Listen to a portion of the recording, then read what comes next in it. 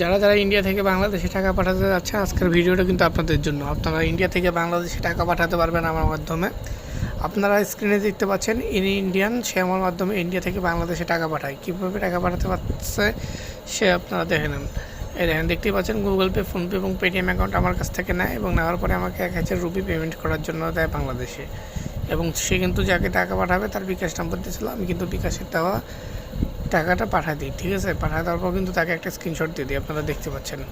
তো এইভাবে আপনারা যারা ইন্ডিয়া থেকে বাংলাদেশে টাকা পাঠাতে চান আপনারাও কিন্তু খুব চাইলেই খুব সহজে টাকা পাঠাতে পারবেন।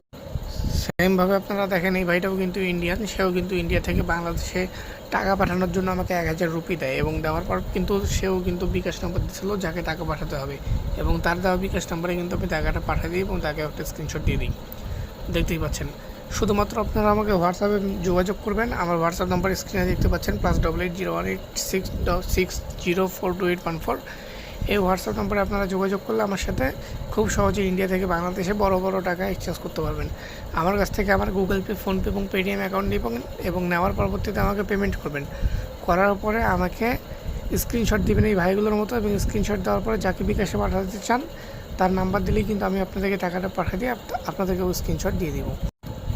এই যে দেখতে পাচ্ছেন ইনিও কিন্তু ইন্ডিয়ান লোক, ঠিক আছে। তো ইনিও কিন্তু ইন্ডিয়া থেকে বাংলাদেশে আমার মাধ্যমে দেখেন 2500 টাকা পাঠাইলো। আমার গুগল পে, ফোনপে, পেটিএমে পেমেন্ট করছে, করার পর আমাকে স্ক্রিনশট দিছে টোটাল 2500 এবং বিকাশ নাম্বার দিয়েছিলো, আমি কিন্তু তাকে বিকাশে টাকাটা পাঠিয়ে দিই।